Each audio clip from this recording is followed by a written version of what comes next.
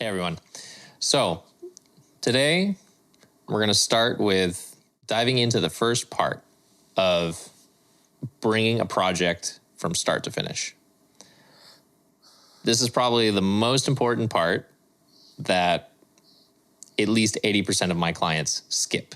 And this is important no matter what part of a project you're working on. Pre-production and planning and having conversations with your client is super important. That's how you are laying down expectations, you're understanding the desired result, and your role in the process, right? So it doesn't matter if you're tracking, if you're mixing, you're mastering, or if you're doing everything. And this is true not just of audio projects, but any project like film, visual art, what have you. These conversations are super important. I think it's super relevant because Steve and I were talking earlier before we started. And he was telling me about an email that he got from a client that literally the title was Urgent, Needs Mastering. And the file that he got was an MP4. Now, for those of you at home who don't know what an MP4 is a video file. Not only that, an MP4 is MP4 is a video container. In my limited understanding of video terminology. So it's similar to a WAV file or an MP3. It's just a format that a deliverable can be given on, but delivering an MP4 for audio mastering is not really, number one, it's going to be compressed. Audio in an MP4, to my understanding, in most instances, is actually a compressed MP3. Not only that, but you have to extract the MP3 from the MP4, which then could lead to lower quality. So all of that to say, one of the many reasons, just a great anecdotal example of why pre-production, planning, client conversations, coming to the table, and laying out your expectations is really, really important. So we're going to talk a little bit more about that. Yeah, I think it goes a super long way because I just like being intentional with everything I do. I mean, if you don't have a goal or any vision, you're not going to get anywhere, frankly. Not anywhere that you want to be. Right. The analogy that I like to use and that I actually used with a friend of mine the other night is that it's like throwing darts into darkness and hoping that you're going to hit a bullseye. Like if you don't even know where the dartboard is, you don't even know where the bullseye is, you can't aim for that. You can't just like throw things at it and be like, wow, bullseye, like nailed it. It's and disclaimer, it might be possible and it maybe has happened before, but we're not saying that. And if it does, it's a statistical anomaly. Now, what we do when we get things like this is not a statistical anomaly because we still know what the end result is to an extent, you know. However, it's super, super, super important to have these conversations and to really get on the same page with a client because even, and Steve, maybe you've experienced this too, but I personally have worked with people who have come to me and you know, they just super lowball mixing and the whole process. They're like, yeah, I'll give you $50 a track to mix, and then we're gonna spend $2,500 to get it mastered at Abbey Road because that's where the magic happens. And like the client is just totally misinformed as to like what is actually happening at what process and where time should be spent based on where they're at as an artist, what resources they have available, all of these things. Yeah, I mean, frankly, the project's going to be made in the pre-production, planning, recording, and production phases, period. Yeah. So Steve, for you, in designing pre-production, so let's take this from absolutely square one. For you, in working with your clients, in the ideal scenario, what does that pre-production and planning look like for you? Where are you starting? how are you engaging in these conversations with your clients? Like, what are you bringing to the table, and how are you proposing this to them? All right, I'm going to be bold. No point here is too stupid. I would honestly start by asking to hear their music and to hear what they're inspired by and what references they're looking at. Because I know how it is. I'll get a cold message from someone I never met before. And I have to start there, frankly, because I have to know if A, I'm the best fit for them before we even keep going. But then B, you're just blind until you know those two things. And I honestly start there. I'm like, what are you? Well, I'll have people hitting me up.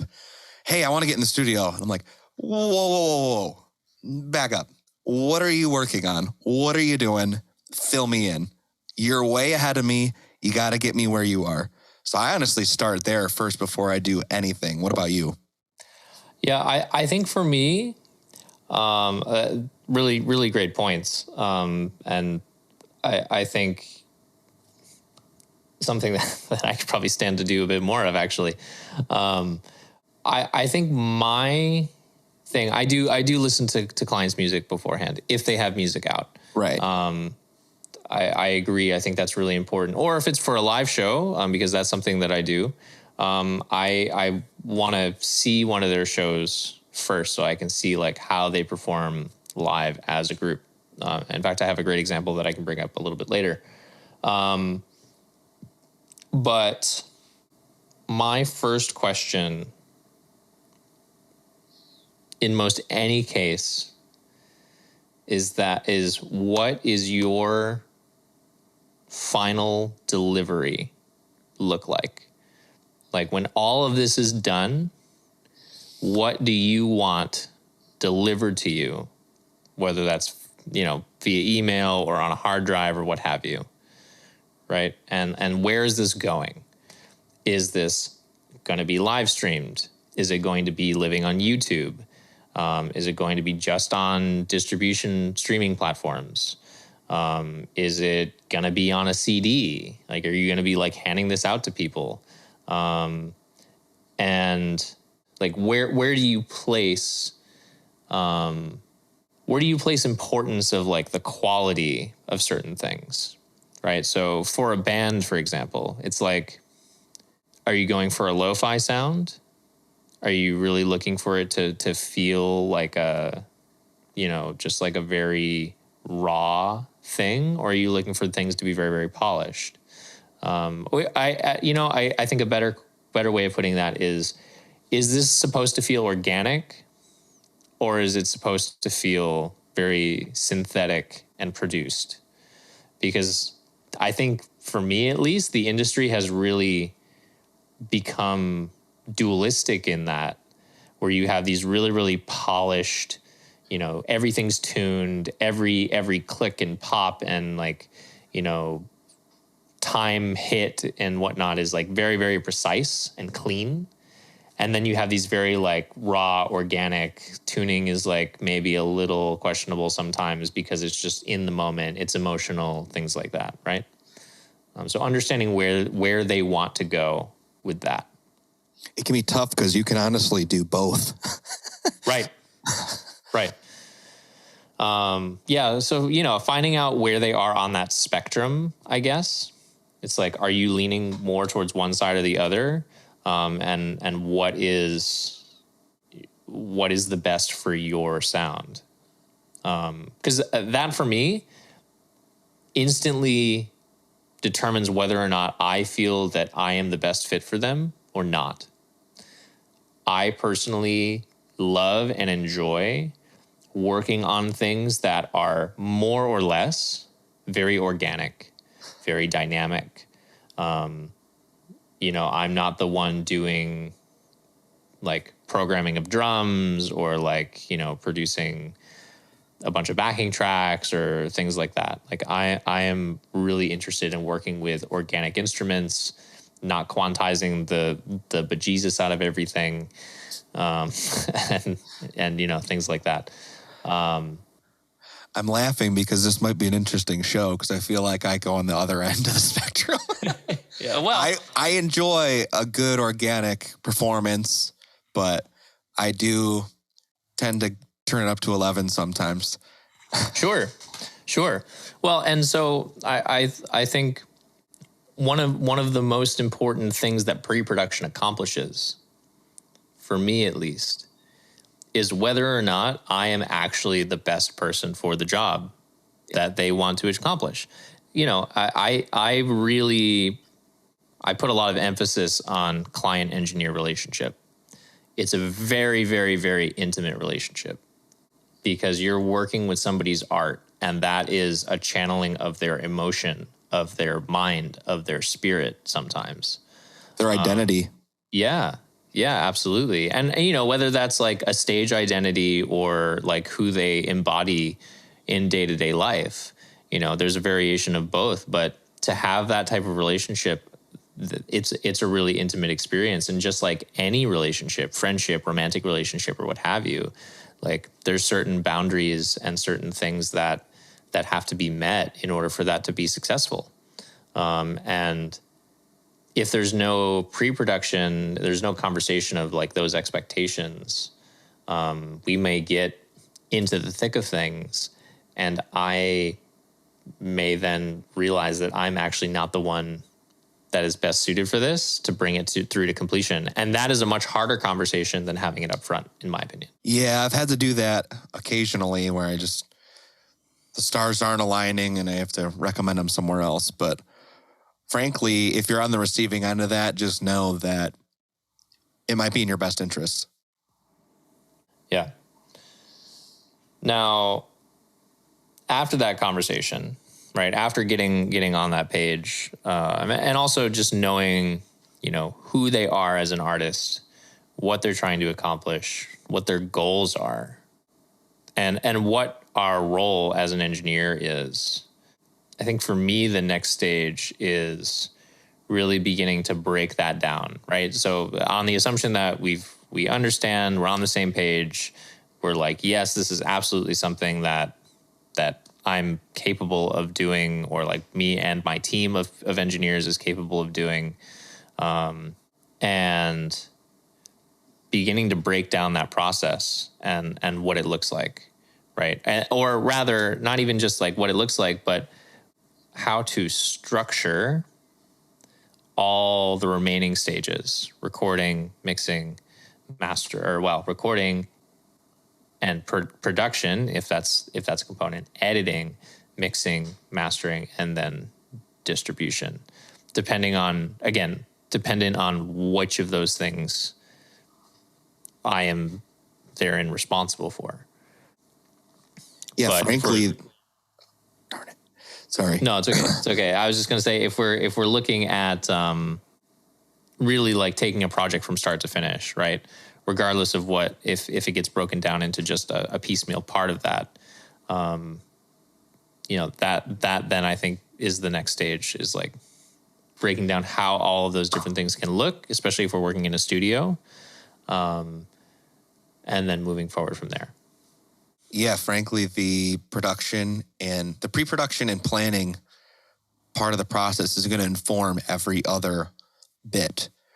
Because once you have that vision in mind, you're going to know, okay, well, we should track it here, and we should get these huge drum sounds, and we should use this cool alternative vocal mic for an effect, and we should mix with these plugins and kind of go after this sound, and we should hire so-and-so to master it, you know? So frankly, this planning is invaluable. Yeah. Yeah. And I think to elaborate on that a bit from my own experience, especially people who are pretty green, both artists and engineers, it's very easy to not have that conversation. And then you get into, let's say, the mixing process, right? This happens, I think, most often in the mixing process, and maybe even the recording process. And you're like, oh yeah, well, like we're gonna we're going to do this and like, we're going to use this on the snare and like, we're going to do like these other like really cool miking techniques and we're going to run it through the LA2A and we're going to EQ it with this EQ and blah, blah, blah, blah, blah, blah, blah, blah, blah. And it's like, you have to slow down and ask yourself why, right? And those whys can be answered in advance. You can make those informed decisions as to whether or not you should do those things from a place of information and intelligent application of these techniques and these pieces of gear and whatnot, versus doing it because you're like, gear. Yeah, I feel like, frankly, you have to go into it too with an open mind, because it's very possible that you could be too married to your plan and you're actually not serving the project as best as possible, which can be tough. But I guess, obviously, I mean, it's a guessing game sometimes when you're preparing for recording sessions, but it's also not, because you're taking your previous knowledge and applying it to something new and just hoping that it'll get you as close as possible to what you're looking for. Obviously, you're going to improvise a little bit. We are musicians, a lot of us, so. Yeah, I think part of that too is also really recognizing and having a very clear, candid discussion about how involved you are in that decision-making process as the engineer. You brought up the word service, and to me, I think recognizing, like, I had a business coach 2 years ago, something like that, within that time frame. And the first thing that she imprinted on me, which I found to really be so invaluable in everything that I did moving forward, is recognizing the difference between being there of service and trying to please either yourself or the client. And being of service is always the place to operate from. So having that conversation with the artist and being like, what role do you want me to play? Am I here to just do the scientific, technical elements? Or do you want me to be here as a collaborator in helping you make these more informed decisions when it comes to microphone choices, when it comes to the mixing process, and how we achieve certain sounds for your vision? Yeah, 100%. I mean, I prefer to have a little more collaboration, but I guess it depends on the project, what's going on. But I think ultimately, if you're being hired to do a job, you're being hired to serve people in whatever fashion that may be. Right. Well, and I think for any engineer out there that is really trying to grow their skill set and deciding how they want to show up for this kind of work, understanding the role that you want to play personally is really, really important, right? So, for example, for you, Steve, like, being a collaborator as an engineer is a really important part of what makes you feel the most empowered as an engineer. It's what gives you the most ability to show up at your best, as opposed to just feeling kind of, becoming a grumpy sound guy, so to say. Or a guy who just presses fader pusher. Yeah, a guy who just pushes record button and stop. Exactly. And some people love that, and that's great. And there needs to be people like that, but not everybody's like that. And it's really important to recognize what role that you want to play as an engineer, as well as understanding the artist's or the client's desire for your role in that. Yeah, I mean, I can only imagine if if say you're working on a larger scale and you have a producer in the room with you who you have a relationship with them, you trust their opinion 100%. You don't necessarily need an engineer butting their head in with opinions every 5 seconds. It's just going to be annoying. Right. Well, and in many ways, the role of producer has become very integrated with the role of engineer these days. And I think that brings us to the next important part of pre-production and planning, And the reason for this is budget. The more people you have in the room having creative input on a project, the inevitable, unless you really have some very gracious and talented people, is, the more people you have in the room, the bigger a budget you need, right? Whether that's, session musicians, if it's a solo artist and they don't play all the instruments that you need, and you're not doing programming, a producer to be more of the spearhead of that creative input, and maybe an assistant engineer, depending on the scale of what you're working on, right? Like for me, working on orchestral recordings or even choral recordings, or some of these larger live sound gigs, it's like, I need an A2. I need an assistant. I can't do it all on my own. Otherwise, I'd be at my wit's end. And it can already get kind of at a wit's end sometimes with some of these bigger, more stressful sessions. And if you're at your wit's end, you're not serving your client very well, frankly. Precisely. Right. So having a conversation about budget is super, super important. Now, there's a lot of differing philosophies on engaging in a budget conversation with a client. And I think there are certainly some blatantly wrong ways, but there are certainly a variety of right ways that just depend on how you feel comfortable presenting yourself, negotiating for yourself, but also working within a financial scale that is comfortable both for your work and for the client. So, Steve, how do you go about this? How do you go about these conversations? Yeah, totally. So usually I will ask them what their budget is. Usually, if it's far below what I typically would do, I will usually talk through that. Or if it's higher, I'll let them know, hey, I'm actually lower than that, so we can have a good time working for a good price. But at the same time, a lot of artists that I work with, at least, I typically work with indie artists. A lot of them have no clue what their budget is. They just go, I don't know, how much does it cost? Right. Typically from there, we'll just have a discussion. Oh, how much does it cost? This is how much it costs. And then a lot of times it usually goes through. It just depends on what's going on. Sure.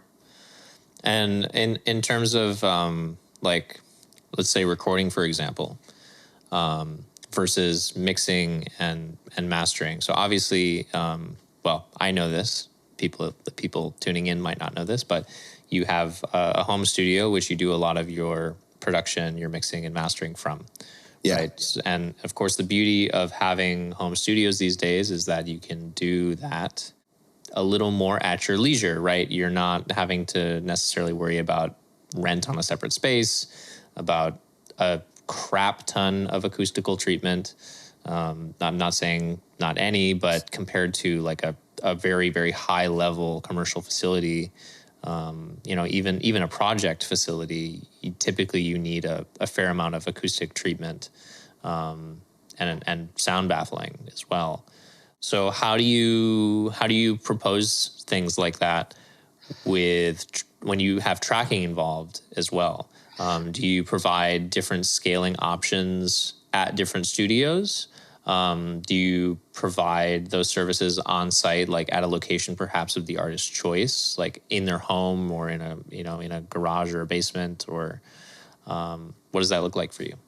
Okay, so typical on my end, I've yet to do much work in a location of the artist's choosing. I could see that being a potential one day. Most of the work I do is produced music, so we're not necessarily doing live takes and things like that. I could see how that would be convenient maybe on location. So what I'm doing might not be convenient on location most of the time. So I do a teeny bit of tracking here, not a lot. My studio is in my home, so it is a private studio, I would say. I don't invite anyone everyone here. But then I will freelance in a commercial facility downtown, like 10 minutes from here, oftentimes. That being said, when I track, I try to keep it hourly almost all the time, because I feel like with tracking for studio productions, it can kind of be a black hole if you wanted it to. I think I've been doing this long enough where it wouldn't be a black hole for me. But thinking back to times when I was a younger engineer or producer, and I might have been charging by the song even for the tracking, it's like, okay, there is no formal end time to this. We could just keep working on this until our faces are purple. Right. So tracking, I typically do on an hourly basis. Mixing and mastering, I prefer doing the other way for a lot of reasons. I think that the flat rate keeps the client very comfortable. They know what they're getting themselves into. I think it does provide a lot of flexibility, like you mentioned, because say I wake up and my creativity level is so low, I'm not feeling well. Well, it doesn't become a situation where I look at my calendar and go, oh, I have a 6-hour mixing session with so-and-so today. I guess I just have to power through it. Yeah. And I'm not trying to enable being slow or lazy or anything like that, but sometimes you're not going to serve the song the best that day. And you have to, maybe you can get through some of the more boring things. Like maybe I could melodyne all the vocals and time align things and do a bunch of editing and kind of clean things up on a general scale. But that doesn't mean I'm going to come up with the most creative, dynamic mix that day. So oftentimes that flexibility can be super helpful for coming up with the best product. Yeah. Yeah. Yeah. You know, something that I see very commonly down here, especially is engineer burnout. And especially when you've got like those bigger sessions, like especially mixing sessions at that length with a client, sometimes, you know, it can be a very tedious process. And you know, some artists like to be really hands-on with their music in that way. Another really great thing to discuss in pre-production is like how involved they want to be from that start to finish process. Obviously for tracking, they need to be there, but like, you know, do they want to be there in mixing and mastering? And setting up what your own boundaries are with that. But yeah, like when you have something like that scheduled and you're just not feeling it, it's important, I think, in my opinion, to really listen to that, to listen to your body, to listen to what you're, you know, if you're feeling something emotionally or like you're feeling mental fog, something like that, you're not going to produce the best. And while this is a very technical craft and a service-based craft, it's also a very artistic craft. And if that isn't flowing, and that's really the type of engineer that you are, having that flexibility, I agree, is very, very important. Yeah, and we didn't even talk about mixing on the clock. I feel like when I mix on the clock, I'm like rushing it. And yeah, sure, there's something to be said about moving very efficiently, but you know, just spitting out something as fast as possible and handing it to someone isn't giving them what they want. Yeah. Most of the time. So yeah, I totally hear that. I totally hear that. Let's switch gears here a little bit, but not a lot of it. Yeah. I'd be curious. So the next step in the process after pre-production is recording. Say you have a big session coming up, maybe a little more complicated, you know, not something just so easy that you don't have to plan at all. How do you typically plan for a recording or a session of some sort? Well, I think with that, it very much depends on what the final product is, right? Is the artist looking for an album? Is it an EP? Is it a single? Some combination thereof, right? And what's the scale of the instrumentation? You know, is it an artist, like a solo artist, or songwriter who's looking for other instrumentalists to be a part of this? Or is it a full band? Or a full ensemble for that matter? The first thing I need to understand is that. The second thing I need to know is really how much time they need, or rather how much time they feel that they have to spend that energy per day. Some people, it's like, small bursts here and there. In which case, actually, I forgot one thing. The other thing is whether or not they're going to be doing it all at one time, all live together, or individually, instrument by instrument, or groups of instruments by groups of instruments. For sure. Because that really affects how you plan for those sessions.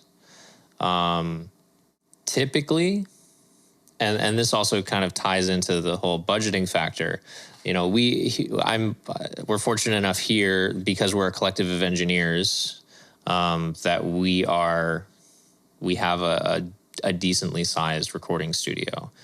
It's not a commercial facility with multiple tracking rooms and ISOs and control rooms and things like that.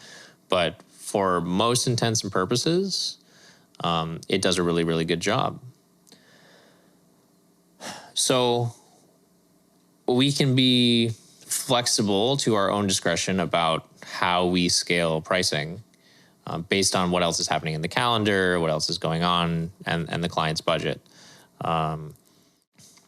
The way that my one partner, who actually does a ton of tracking with bands all the time, and I really like his model the best. And I've started integrating this myself into how I scale things. He'll lay things out a couple different ways. It's like, okay, here's like, for lack of a better term, Rolls Royce. Okay. How we lay it out. Yeah. It's like, if you have a budget of, let's say, $12,000 as a band for this project from start to finish. Pretty generous, a good one. Yeah. Yeah.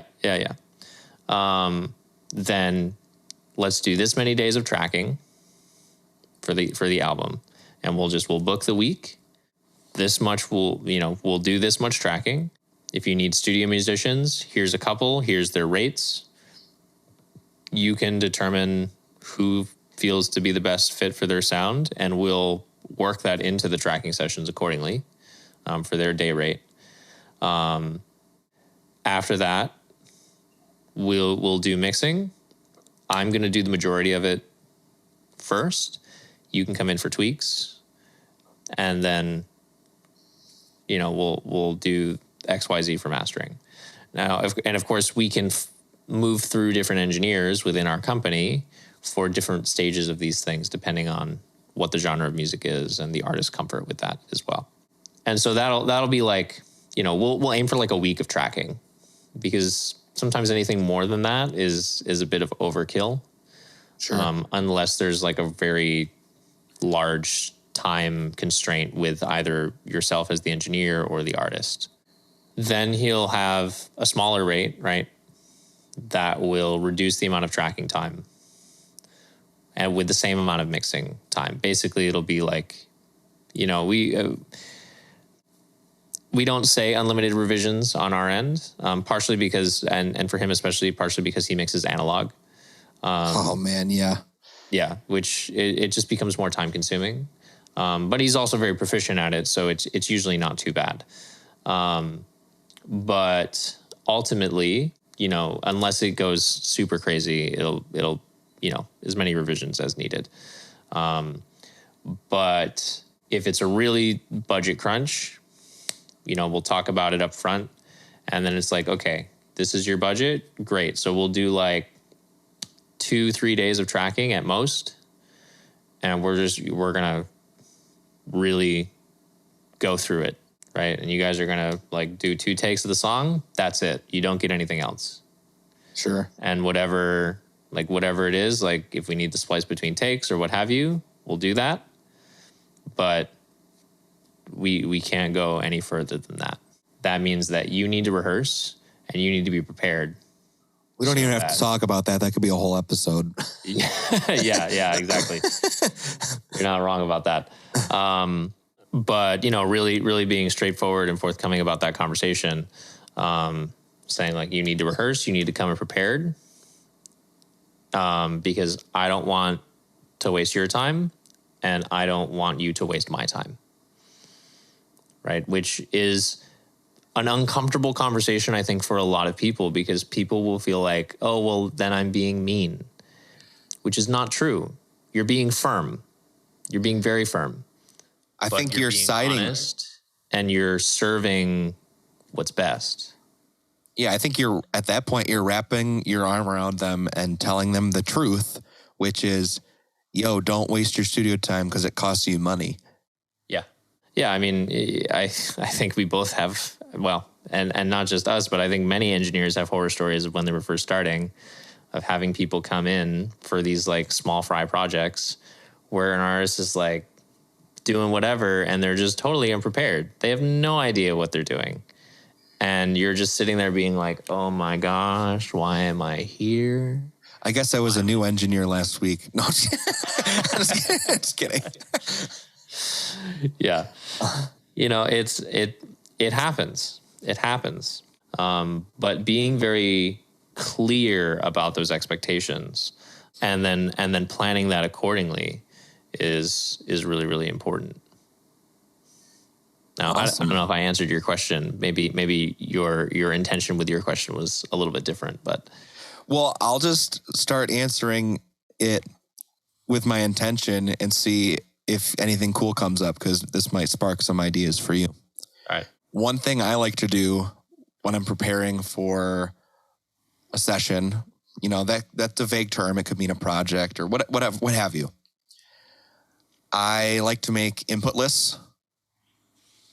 I like to be very detailed with what I'm recording and what microphone I'm using, what pre I'm using, and getting very picky and intentional about what I'm doing and why I'm doing it. Mm-hmm. That's definitely a big part of how I prepare for a session. That way, when I love being able to show up to a session and look at my list and going, oh, I have a plan. Yeah. The commercial studio I use has a lot of different options for pre's. I know yours has an analog console, so maybe you'd use a lot of SSL, but often I can get pretty intentional about what I'm going for based on the preamps, the outboard gear, the microphones. So I like showing up. There's a third screen in that room. I'll just pull the list up right there. I'm like, boom, I know what I'm doing. There it is. Yeah. Any assistant, they can look right at it, help me out. Yeah. Another thing I like to do too, and then I'll toss it back to you, but oftentimes, depending on the project, I'll even make a little drawing of the studio with the 3 different rooms, and I'll lay out where things are going to go. I'm like, oh, the drummer's going to go here. They're going to be facing this way. Mm-hmm. And so-and-so is going to be over here. They're going to be facing this way. And just laying it all out how I want it to look. And honestly, a lot of this prep can be helpful for the artist too.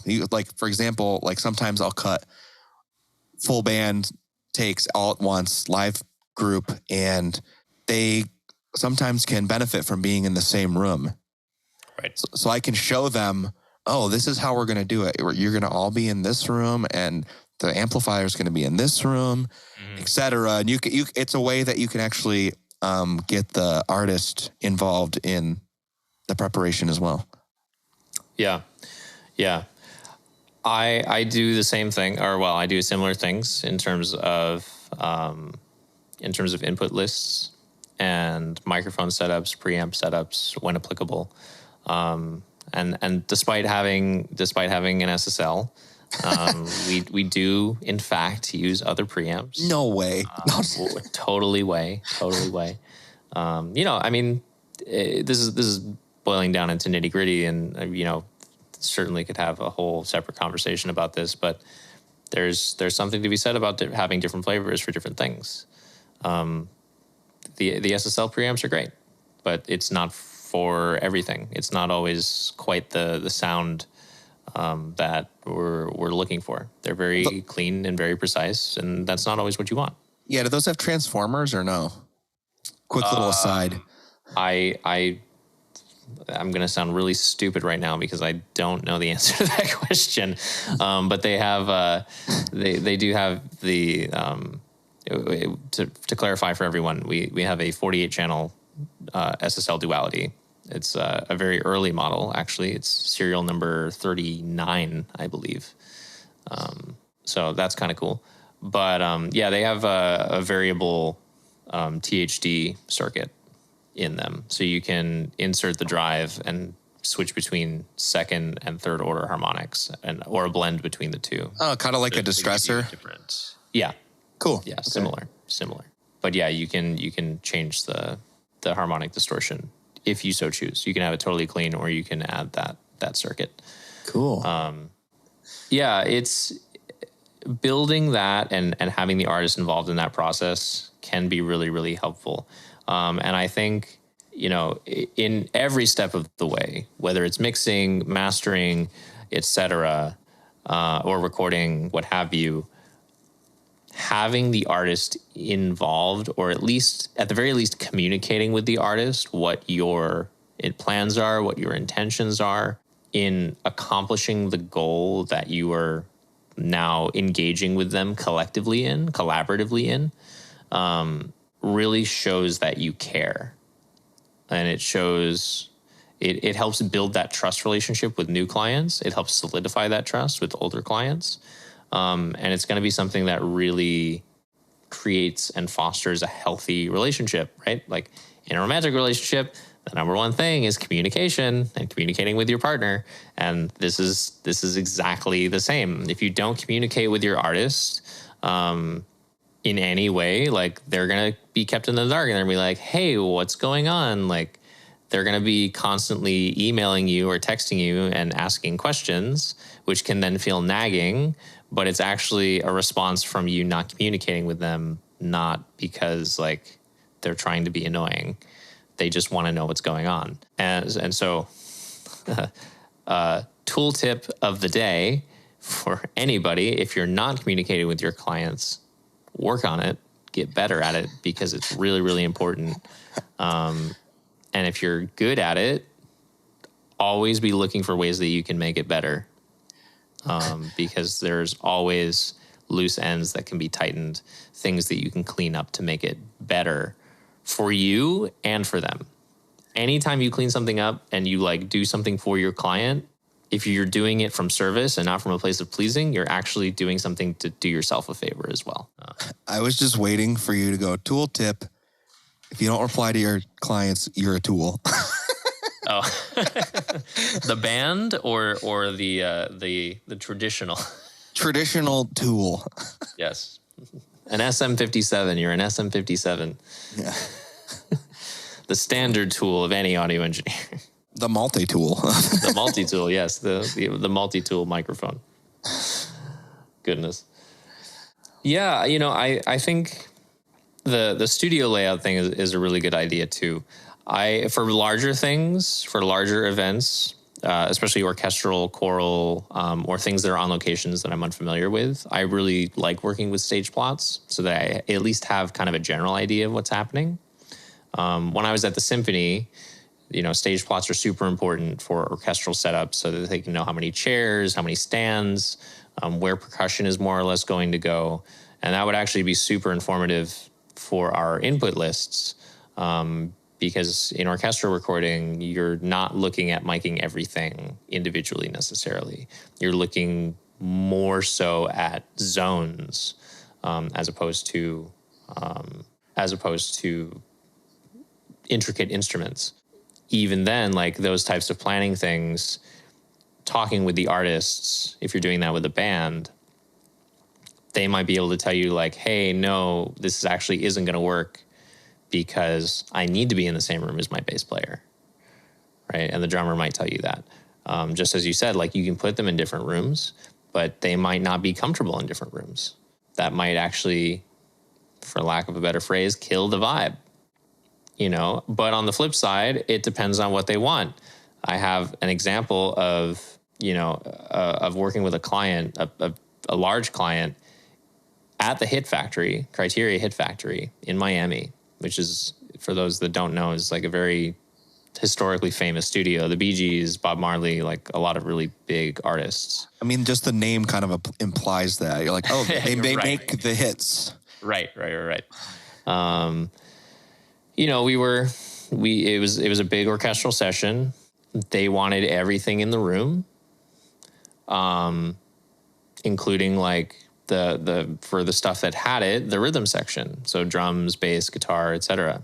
And we talked about it. But the artists had decided, they were like, no, this is really important for the feel of what we're trying to do for our studio record. And it was like, okay, that's fine. Just recognize that this is going to compromise what you want for the sound of the record. Like, I understand that in terms of performance, you feel that this is really important to capture, but in a studio setting, especially, having something like the drums not right by the strings is really, really important. Not having the guitar amps in the room is very, very important, because it's going to just cause havoc in the mixing process, because we're going for this big orchestral sound, and using those techniques, using orchestral recording techniques in addition to some more studio techniques. Like, you're going to get drums in everything, and you're not going to be happy. We ended up going to the studio for the first day, and we did everything, and it ended up being a wasted day at the studio, and a very expensive day wasted at the studio. Were they like union orchestra players? No, but regardless, you know, if you've got like a 40, 50 piece orchestra, union or not, you're paying those musicians to be there. I guess that's what I was implying. In addition to paying for a really big room to have them in, right? Whatever that daily, and you know, that's a commercial facility that's got 7 or 8 rooms. It was a very, very expensive room to book for the day. Also because we were using almost all of their microphones plus some of our own to supplement. So that made it really, really challenging for the remaining 3 days that we had to record, because that's what their budget was, 4 days. And also, I mean, it was a good learning lesson for everybody, in terms of just like, you know, it was a learning lesson for us as engineers to communicate that to them better, and to have more of that communication beforehand. We had some, but not enough. And also really for them to, in terms of how we just have that dynamic in an engineer-client relationship, right? So ultimately, we moved the drums into a drum booth, and it was night and day, and the record came out great. But it also led to crunch time and milking every moment that we were in the studio for tracking, because we had a day that was just out the window. A good lesson to learn. Yes. Hopefully a listener can take that away from us. Yes, absolutely. Would you say you have any last words before we hit the end of this topic? I feel like we're getting to a close. Yeah, you know, I think we're moving into our next topic for our next episode, which will be more about like the recording / production side of things. So I think the if anything, the biggest takeaway, if you can take anything from this conversation, is communicate with your artist beforehand, with your clients beforehand. Understand their expectations. If they don't know what their expectations are or what their goals are, you know, work with them to intelligently, from your informed professional experience, whether you have a lot or a little, to help them define their goals. You know, show up and be of service to them, but also recognize that it is okay. And I think this like above all else, recognizing that if your vision and how you want to operate as an engineer and what they want as a client does not align, recognizing that it is okay to say that we are not a good fit, but let me help you find somebody who is. or let me put you in contact with some other people to see if they might be a better fit for your project. Yeah, I mean, 100%. If someone hit me up tomorrow and said, hey, I want to make like a wicked polished metalcore track, I wanted to compete with Asking Alexandria, I would say that is so cool, but I'm not your guy. It could be fun. I don't know, but I'm just saying they might be better off hitting someone else up who's done stuff like that. Yeah. And it's of course a balance of whether or not you're really trying to figure out what your niche is or trying to develop a new skill set, right? So there are times when maybe that's okay, but also making it very clear to that artist that this is something that is outside of your wheelhouse, outside of your realm of like refined expertise, and you're willing to take it on to develop those skills and become better at it. But no promises. Yeah, that could be a whole nother episode because you can get in a lot of trouble doing that. Yeah. You get in enough trouble with that, you're not going to have clients. It's very true. It's very true. It's a very fine balance. A very, very fine balance. I guess the only thing I would add is if you're an artist, think through your vision and what you're trying to do and be okay with communicating it with who you're working with. It's a double-edged sword. There's two sides to it. So yeah. Communicate your needs and don't feel that it's wrong to communicate your needs. Because if you don't communicate them and it's like you have this need, but it's not expressed and not everybody knows that, it's going to lead to either feeling salty when it doesn't happen down the road and bitterness, or frustration because something's not happening and it wasn't expressed in advance. But also it's going to lead to really, because this is such a foundational part of any project, it's going to lead to cracks in that foundation. And it's going to ultimately result in potential failure, or not total failure, but the project not coming out the way that you want it to, and not feeling good about that experience. And all of this, audio, video, visual art, whatever, like art is such a personal thing and such a beautiful thing that we all get to work on. It shouldn't be a bad experience. It should be an awesome experience, and it should be really uplifting for everyone involved. I agree. We'll have to do an episode sometime on our worst sessions. Or when we were beginners, we could tell the horror stories and teach some lessons maybe there. Yeah, that might be a good one for some guests. We'll see. Yeah. Oh man. Heck yeah. Okay. Yeah. Cool. Well, thanks everyone for tuning in. Check us out on our next episode on recording and production. We'll catch you guys later. Thanks, everyone. And thanks for listening.